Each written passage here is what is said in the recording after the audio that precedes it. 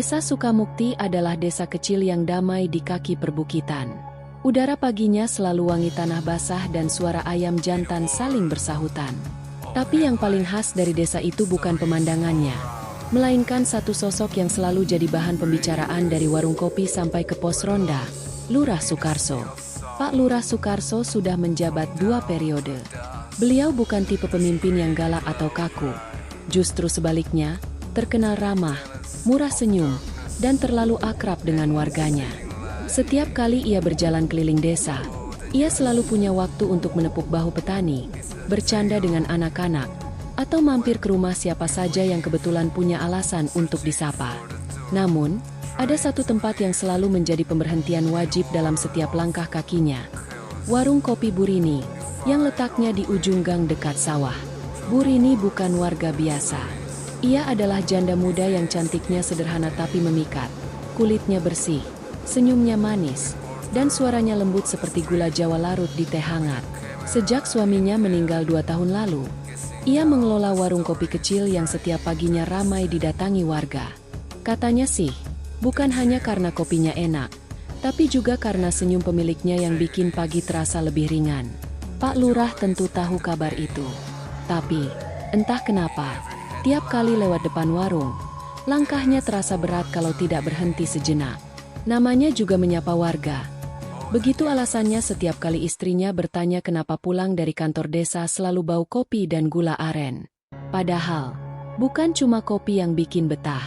Burini selalu punya cara bicara yang lembut tapi menggoda, dengan selipan humor kecil yang membuat Pak Lurah, yang biasanya tegas dan wibawa, jadi kikuk seperti anak muda baru jatuh cinta. Pak Lurah mau kopi hitam atau yang manis, nih? Begitu biasanya Burini bertanya sambil tersenyum. Dan entah kenapa, pertanyaan itu selalu membuat Pak Lurah berpikir lebih lama dari seharusnya. Desa pun mulai memperhatikan kebiasaan itu. Dari tukang ojek sampai ketua RT. Semua tahu jam-jam tertentu Pak Lurah akan inspeksi mendadak ke ujung gang. Ada yang iseng menyebutnya, rapat harian lurah dengan warganya yang paling rajin bayar pajak. Ada pula yang cuma terkekeh, bilang, "Ah, lurah kita memang suka pelayanan langsung." Tapi bukan berarti Pak Lurah tak punya niat baik. Dalam hatinya, ia betul-betul menghargai sosok Burini yang tangguh dan mandiri. Hanya saja, entah mengapa, setiap kali ia menatap mata janda itu, semua logika kepemimpinannya mendadak melunak. Kopinya jadi terasa lebih hangat, waktu berjalan lebih pelan. Dan semua masalah desa seakan bisa diselesaikan hanya dengan satu senyum dari Burini. Itulah awal mula dari serangkaian kisah yang kemudian membuat seisi desa berbisik-bisik, bercanda, bahkan sedikit iri. Sebab di desa Sukamukti, semua orang tahu, ada yang lebih harum dari aroma kopi pagi, yaitu cerita kecil antara seorang lurah yang terlalu ramah, dan seorang janda yang terlalu memesona. Pagi di desa Sukamukti selalu riuh tapi damai. Suara ayam, dengung sepeda motor tua, dan aroma singkong goreng dari dapur-dapur warga bercampur menjadi harmoni khas desa. Di tengah semua kesibukan itu, Pak Lurah Sukarso berdiri di depan kaca, merapikan pecinya dengan teliti. Kemejanya putih, tapi kancing paling atas dibiarkan terbuka. Katanya biar lebih santai, tapi tetap berwibawa. Istrinya, Bu Ratna, menatap dari dapur sambil mengaduk sayur lodeh. "Mau ke kantor, Pak? Kok rapinya lebih dari biasanya?" Pak Lurah tertawa kecil, menyembunyikan sesuatu di balik suaranya. "Hehe, biasalah, Bu. Banyak warga yang harus disapa. Pemimpin itu harus tampil segar." Bu Ratna mengangguk tanpa curiga. Tapi entah kenapa, setiap kali suaminya bilang, menyapa warga, yang terbayang di kepalanya justru aroma kopi dari ujung gang. Langkah yang terarah tapi berpura-pura tersesat. Di perjalanan menuju kantor desa, langkah Pak Lurah seperti punya irama sendiri. Ia membawa map berisi surat-surat, tapi matanya lebih sering melirik ke arah tikungan yang mengarah ke warung Burini. Sesampainya di pertigaan, ia berdiri sejenak, menatap papan kecil bertuliskan, "Warung Kopi Rini, kopi asli, senyum asli juga." Ia menarik napas panjang. "Ah, sekalian inspeksi harga bahan pokok," katanya sambil menepuk map pura-pura serius. Begitu melangkah masuk ke warung, Aroma kopi hitam dan jahe langsung menyapa, diikuti suara lembut yang sudah akrab di telinganya. "Loh, Pak Lurah datang pagi-pagi. Lagi cari kopi atau cari saya?"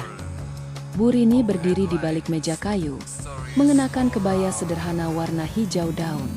Rambutnya disanggul rapi, ada sedikit helai yang terlepas, membuat wajahnya tampak lebih lembut.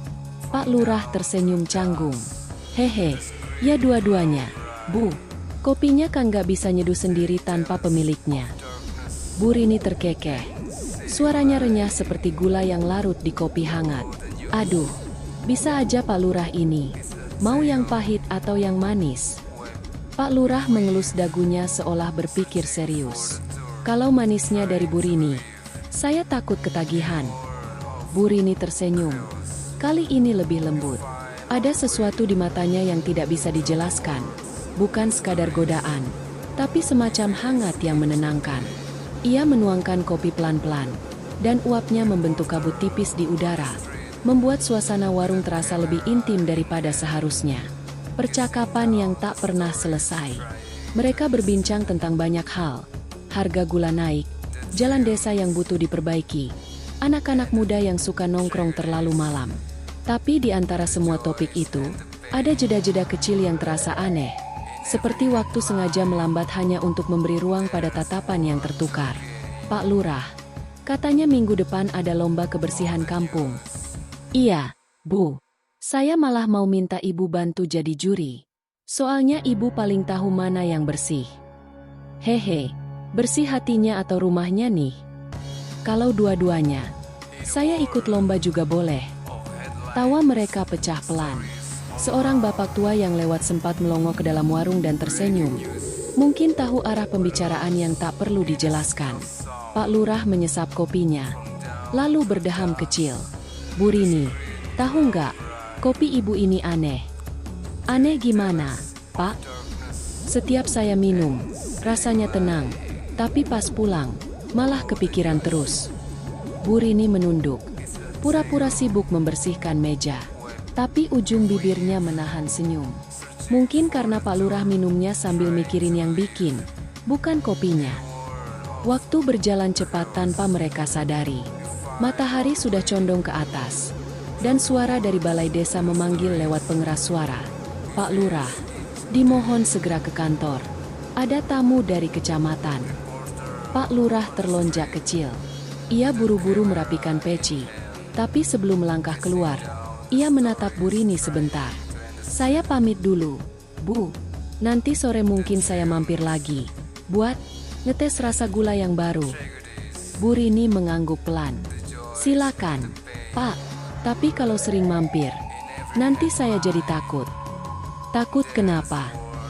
"Takut warung saya tutup kalau yang datang cuma satu orang terus." Pak Lurah tertawa, tapi wajahnya agak memerah. Ia berjalan meninggalkan warung dengan langkah ringan. Sementara dari balik pintu, Bu Rini menatap punggungnya perlahan menghilang di tikungan. Aroma kopi masih tersisa di udara. Tapi yang benar-benar melekat justru senyum kecil yang tak sempat diucapkan dengan kata-kata. Pagi berikutnya, udara desa terasa lebih ramai dari biasanya. Di pos ronda dekat balai desa, sekelompok bapak-bapak sedang menyeruput kopi sambil berbisik-bisik pelan. Topik mereka, tentu saja, bukan harga pupuk ataupun jadwal ronda malam, tapi si Lurah dan warung ujung gang. "Kemarin saya lewat jam 9. Loh, Pak Lurah masih di sana?" "Ah, paling nanya soal iuran RT." "Iuran apaan?" Tangannya aja megang sendok, bukan map. Tawa kecil pecah di antara mereka. Di desa kecil, kabar memang berlari lebih cepat dari motor butut. Di kantor desa, Pak Lurah Sukarso sedang berusaha tampak serius. Ia menandatangani surat, mengecek laporan, dan menjelaskan program kebersihan. Tapi entah kenapa, tiap kali mencium aroma kopi dari dapur kantor, pikirannya langsung melayang ke warung yang wangi itu. Ia menghela napas, lalu mengangguk pelan, seolah menyetujui dirinya sendiri untuk meninjau lapangan lagi. "Kunjungan yang," katanya, tiba-tiba. Menjelang siang, Bu Rini sedang menata toples gula ketika suara langkah berat terdengar di depan warung. "Loh, Pak Lurah lagi-lagi mampir?" Bukannya sibuk rapat. Rapatnya dipindah ke lapangan. Bu, lapangannya kebetulan dekat sini, katanya dengan senyum malu-malu. Bu Rini tertawa kecil. Rapat di lapangan, tapi kursinya di warung saya, ya? Hehe, biar lebih produktif. Inspirasi saya soalnya datang kalau ada aroma kopi. Mereka pun duduk berhadapan. Bu Rini menuangkan kopi baru. Kali ini menambahkan seiris jahe. Biar hangatnya tahan lama, Pak, katanya. Wah, kalau yang kasih ibu, jangankan jahe, air putih juga bisa bikin hangat. Bu Rini pura-pura menatap tajam, tapi pipinya bersemu. Ia tahu Lurah Sukarso pandai merangkai kalimat. Terlalu pandai, mungkin. Gosip yang semakin riuh. Tak jauh dari sana, dua ibu-ibu lewat sambil membawa keranjang sayur. Itu Lurah di warung lagi, Bu. Iya, katanya suka kopi. Padahal yang dia suka bukan kopinya. Keduanya tertawa pelan. Lalu cepat-cepat berlalu sebelum ketahuan. Pak Lurah sempat melihat mereka di kejauhan dan menepuk dahinya. Waduh, nanti dikira saya nggak kerja. Bu Rini menimpali dengan tenang. Tenang aja, Pak. Di desa ini, gosip lebih cepat dari surat resmi. Tapi lebih cepat juga hilangnya kalau kita senyum. Pak Lurah tersenyum, menatap perempuan di depannya dengan rasa kagum yang sulit dijelaskan. Ia bukan sekadar cantik. Ada ketegaran dalam cara Bu Rini bicara.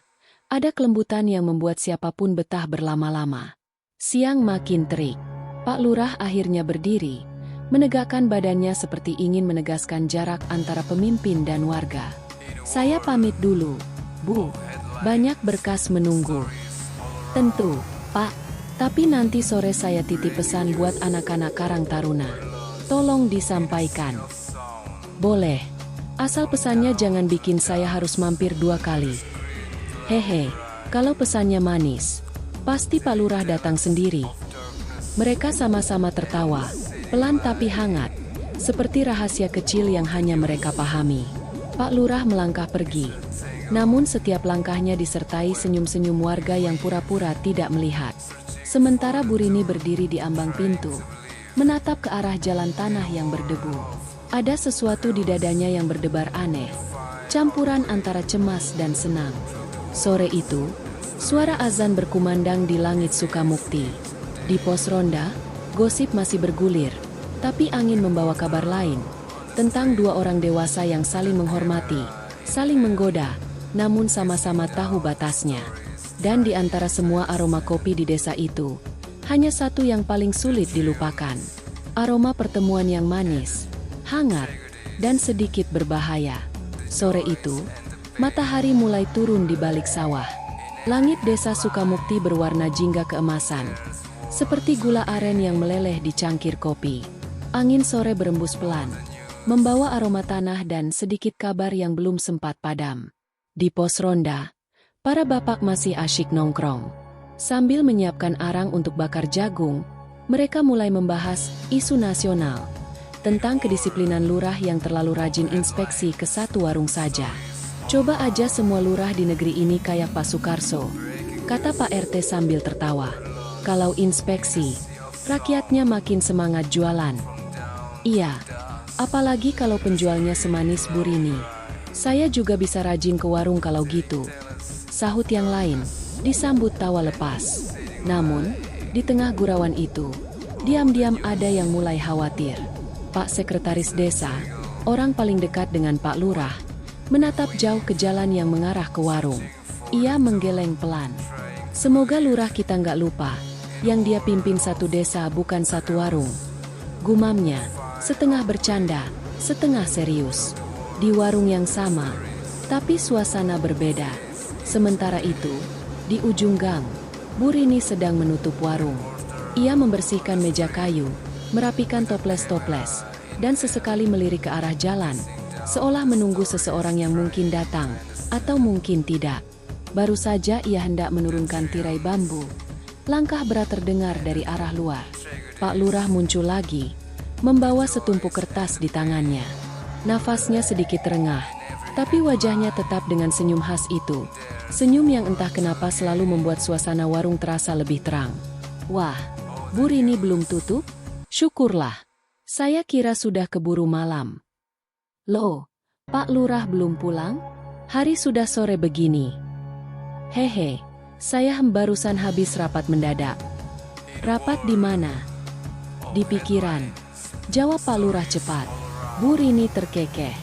Wah, rapatnya pasti serius banget. Sampai harus mampir ke sini dulu buat istirahat. Iya, Bu. Kalau nggak mampir, nanti nggak fokus mikirnya. Mereka tertawa kecil, tapi di sela tawa itu, ada keheningan yang aneh, lembut, tapi terasa dekat. Sebuah pertemuan yang diam-diam jadi kebiasaan. Waktu berjalan tanpa mereka sadari. Satu demi satu lampu rumah warga mulai menyala. Tapi di warung kecil itu, percakapan terus berlanjut. Topiknya ringan, tentang harga beras, anak-anak muda yang latihan hadrah, dan rencana lomba kebersihan. Tapi tatapan mereka saling mencari, seperti ada kalimat yang belum berani diucapkan. Bu Rini menatap gelas Pak Lurah yang sudah kosong. Kopinya habis, Pak. Iya, tapi rasanya masih di sini. Jawab Pak Lurah sambil menunjuk dadanya. Bu Rini terdiam sejenak. Pura-pura sibuk membereskan cangkir. Pak Lurah, hati-hati. Loh, jangan sampai manisnya kopi bikin lupa pahitnya tanggung jawab. Wah, kalau Bu Rini yang ngomong, pahit pun jadi manis. Balasnya dengan nada rendah. Mereka berdua tertawa lagi. Kali ini lebih pelan, seperti takut didengar angin. Bisik-bisik yang berubah jadi doa. Keesokan harinya, gosip di pos ronda tetap ramai. Tapi kali ini lebih lembut nadanya. Ada yang bilang Pak Lurah dan Bu Rini cocok. Ada yang bilang mereka hanya saling menghormati. Tapi di antara semua suara itu, tak ada satupun yang benar-benar tahu apa yang sebenarnya terjadi. Karena kadang, sesuatu yang tampak seperti godaan, sebenarnya hanyalah dua jiwa yang sama-sama kesepian, mencari tempat beristirahat di hati yang hangat. Dan di ujung gang itu, setiap pagi aroma kopi Bu Rini tetap mengepul. Kini dengan tambahan rasa yang sulit dijelaskan. Rasa yang diam-diam tumbuh di antara canda, tatapan, dan kesalahpahaman kecil yang manis. Pagi itu desa Sukamukti masih diselimuti kabut tipis. Dari kejauhan, terdengar suara ayam berkokok dan anak-anak berlarian menuju sekolah. Di kantor desa, Lurah Sukarso sudah duduk di balik meja. Tapi pikirannya tidak di antara tumpukan berkas yang menunggu tanda tangan. Ia menatap cangkir kopi di depannya. Hitam, pekat, tapi terasa hambar, karena bukan racikan Bu Rini. Pak Lurah, laporannya sudah siap? Tanya sekdes yang baru datang. Siap. Belum. Bentar, saya butuh udara segar dulu. Jawabnya sambil berdiri, menepuk-nepuk jas. Semua orang tahu, butuh udara segar adalah kode untuk satu hal, mampir ke warung ujung gang. Warung yang tak pernah sepi. Bu Rini pagi itu sibuk melayani pelanggan. Senyumnya tetap sama, ramah dan tulus. Tapi matanya sesekali menatap ke jalan, seperti menunggu seseorang yang tak dijadwalkan di daftar pelanggan. Begitu bayangan berpeci muncul di tikungan, hatinya berdesir pelan. Loh, Pak Lurah, hari ini datang lebih cepat, ya? Saya takut kehabisan kopi, katanya ringan. Duduk di bangku favorit dekat jendela. Atau takut kehabisan senyum? Dua-duanya, Bu. Bu Rini tertawa kecil. Pipinya merona. Ia menuangkan kopi dengan hati-hati. Aroma jahe menyeruak, membuat ruang kecil itu hangat sekali.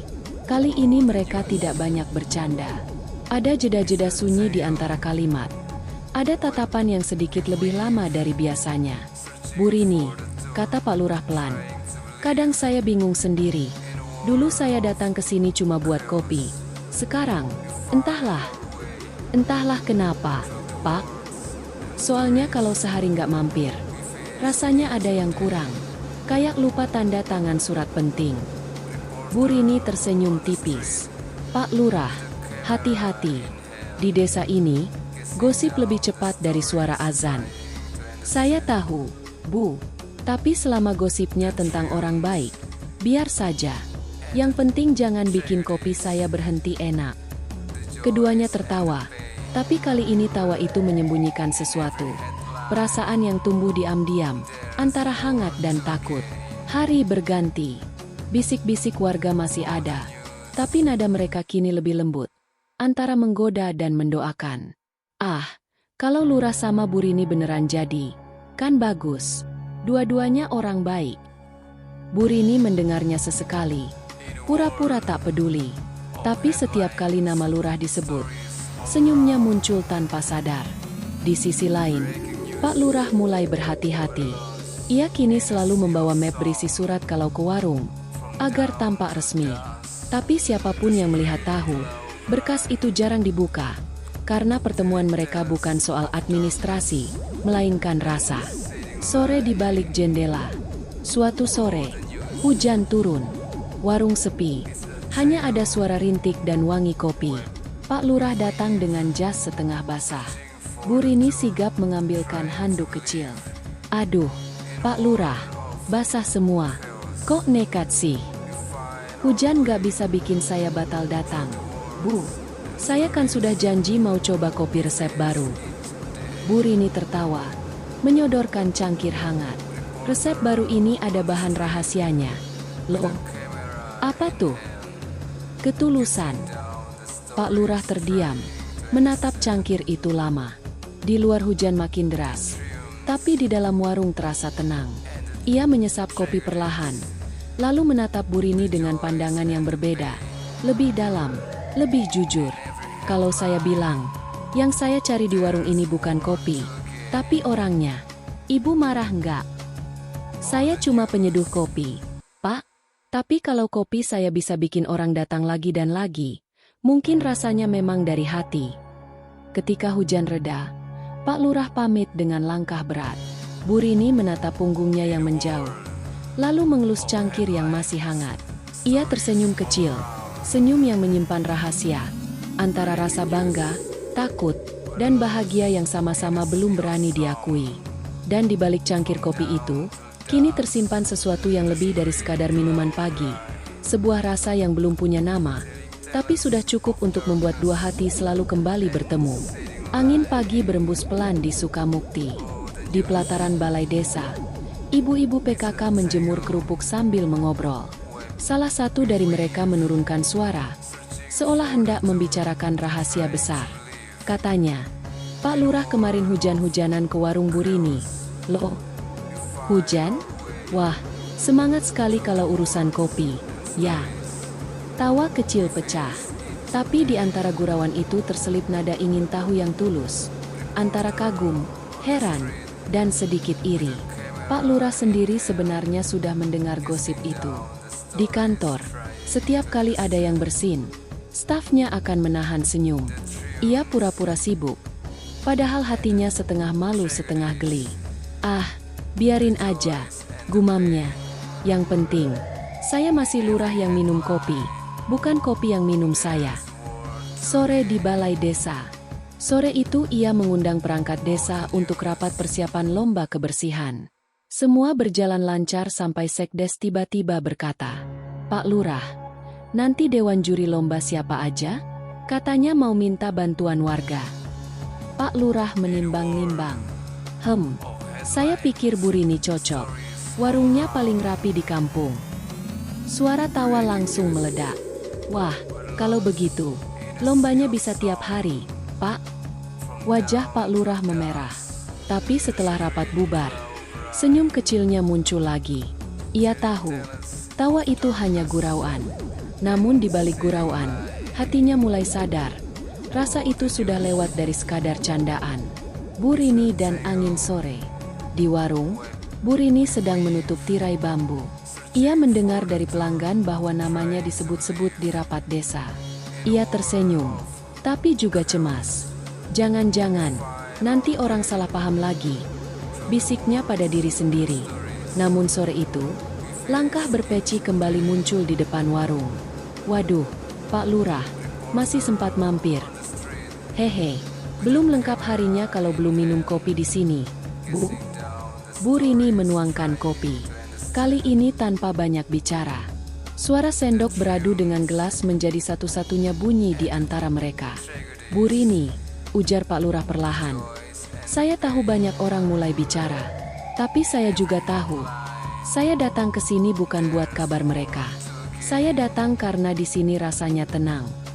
Bu Rini menatap cangkir di tangannya. Saya juga tenang kalau Bapak datang. Tapi tenang yang begini kadang bikin takut. Takut kenapa? Takut nanti hati saya nggak bisa membedakan mana rasa kopi dan mana rasa yang lain. Pak Lurah terdiam. Kalimat itu menancap pelan di dadanya. Hangat, tapi juga membuat dada sesak. Hujan. Lagi. Tiba-tiba, hujan turun lagi. Cepat, deras, dan mengguyur atap seng warung. Pak Lurah dan Bu Rini berlarian menutup tirai. Tertawa karena basah. Suara hujan menenggelamkan segalanya. Di sela tawa itu, mereka saling berpandangan. Bukan pandangan berani, tapi jujur. Dua orang yang sama-sama sadar. Mereka sudah berdiri di batas tipis antara kewajiban dan keinginan. Pak Lurah akhirnya berkata pelan. Bu Rini, mungkin saya harus mulai datang lebih jarang, supaya gosip mereda. Bu Rini menunduk. Tangannya masih memegang kain lem. Kalau begitu, kopi saya pasti lebih sepi rasanya. Mereka tertawa kecil. Tapi tawa itu terdengar seperti selamat tinggal sementara. Malam itu, Pak Lurah pulang di bawah langit yang masih meneteskan sisa hujan. Di sepanjang jalan, lampu rumah warga berkelip lembut. Ia sadar, setiap langkahnya menuju rumah adalah langkah menjauh dari sesuatu yang ia sukai, tapi juga langkah menjaga sesuatu yang lebih besar, nama baik, kepercayaan, dan hatinya sendiri. Di warung, Bu Rini memandangi kursi kosong tempat Lurah biasa duduk. Ia menaruh satu cangkir di sana, penuh, hangat, tapi tak diminum siapa-siapa.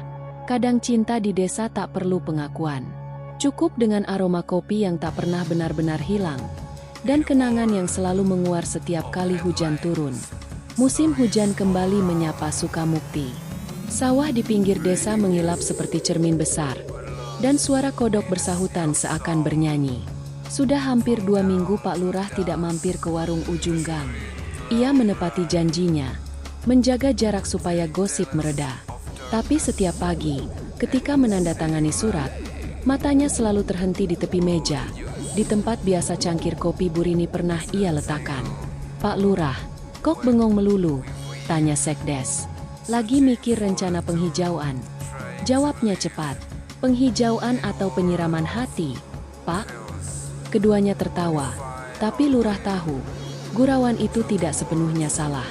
Warung yang sunyi, Bu Rini juga mulai merasakan sepi yang ganjil. Pelanggannya tetap ramai, tapi setiap kali pintu berderit, ia menoleh dengan harap yang sama, dan sedikit kecewa saat yang datang hanya pelanggan biasa. Ah, dasar saya ini, nunggu siapa juga nggak tahu, gumamnya sambil menuang kopi. Malam itu, ia duduk sendiri di bangku dekat jendela. Hujan turun lembut. Suara di atap terdengar seperti bisikan. Ia menatap kursi kosong di seberang meja. Di situ, biasanya ada peci hitam, senyum canggung, dan tawa kecil di sela percakapan.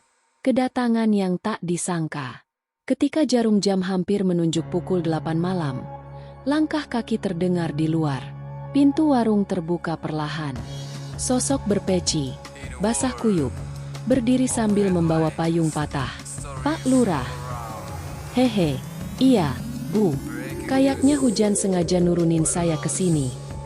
Bu Rini menahan tawa. Buru-buru mengambil handuk kecil dan segelas air hangat. Saya kira Bapak sudah lupa jalan ke warung. Lupa sih enggak, Bu. Cuma pura-pura hafal arah lain. Keduanya tertawa. Hujan di luar makin deras. Tapi di dalam warung justru terasa hangat. Kopi terakhir musim ini. Bu Rini menyeduh kopi pelan-pelan. Lebih hati-hati dari biasanya. Ia menatap cairan hitam pekat itu seolah sedang menyiapkan sesuatu yang lebih penting dari minuman. Pak Lurah, kopi ini mungkin yang terakhir sebelum panen hujan. Setelah ini saya mau tutup warung beberapa hari. Ikut saudara di kota. Oh begitu. Suara Lurah melemah. Kalau gitu, kopi ini harus saya nikmati baik-baik. Ia menyesap perlahan. Masih sama, katanya. Hangatnya pas. Cuma kali ini agak getir. Mungkin karena jahe saya kebanyakan, Bu Rini berkelakar. Atau karena ada yang mau pergi. balas lurah, menatapnya dengan lembut. Sunyi sejenak, lalu Bu Rini tersenyum. Bapak jangan khawatir, warungnya tutup sebentar aja. Nanti pas buka lagi, kopi pertama tetap untuk Pak Lurah. Kalau begitu, saya janji jadi pelanggan pertama yang datang. Mereka berjabat tangan sebentar. Hujan di luar perlahan reda. Beberapa hari kemudian, warung benar-benar tutup. Warga lewat, melihat papan kecil bertuliskan, tutup sementara. Pak Lurah tiap pagi masih menyusuri jalan ke ujung gang. Bukan untuk mampir, hanya memastikan papan itu masih tergantung di sana. Tanda bahwa akan ada hari ketika kopi Bu Rini kembali diseduh. Dan setiap kali langit Sukamukti diguyur hujan, aroma kopi seakan datang lagi dari kejauhan, mengingatkan bahwa kadang, cinta tak harus dimiliki untuk tetap hangat, cukup dikenang di setiap hirupan yang jujur. Setahun berlalu sejak warung kopi di ujung gang menurunkan tirai bambunya untuk sementara. Desa Sukamukti tak banyak berubah, sawahnya tetap hijau, anak-anak masih berlarian di jalan tanah, dan di balai desa, Pak Lurah Sukarso masih menjalankan tugasnya dengan senyum yang sama. Hanya saja, senyum itu kini lebih tenang, sedikit lebih dalam. Warga sering bilang, lurah mereka kini lebih bijak, lebih kalem, dan jarang ke warung. Tak ada yang tahu bahwa di balik ketenangan itu, masih tersimpan rindu yang lembut. Bukan rindu yang menyakitkan, tapi rindu yang membuat seseorang belajar melepaskan tanpa benar-benar kehilangan. Suatu siang, Pak Sekdes datang membawa kabar.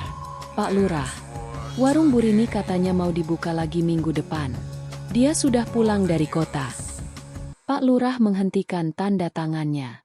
Senyum kecil muncul tanpa diminta. Ah, bagus kalau begitu. Desa ini memang kurang lengkap tanpa aroma kopinya. Hari itu, ia menyelesaikan pekerjaannya lebih cepat dari biasanya. Tapi bukan karena terburu-buru, lebih karena hatinya terasa ringan, seperti menemukan halaman lama yang ingin dibaca ulang. Minggu berikutnya, warung Bu Rini benar-benar buka kembali. Papan kayunya yang dulu kusam kini diganti baru, catnya sedikit lebih terang. Di atas meja, tersusun rapi toples-toples berisi kue kering dan gula Jawa. Dan di sudut warung, kursi kayu yang dulu sering diduduki Pak Lurah masih ada, sedikit dipoles, tapi tetap sama bentuknya. Pagi itu, sebelum pelanggan lain datang, langkah berat berpeci muncul di depan pintu. Permisi, warungnya sudah buka lagi, Bu. Wah, ini pelanggan pertama saya, sahut Bu Rini sambil tersenyum. Mereka saling menatap, lalu tertawa. Waktu memang telah berjalan jauh, tapi rasa hangat di antara mereka seperti tak berubah. Hanya kini lebih matang, lebih mengerti jarak, lebih tahu batas.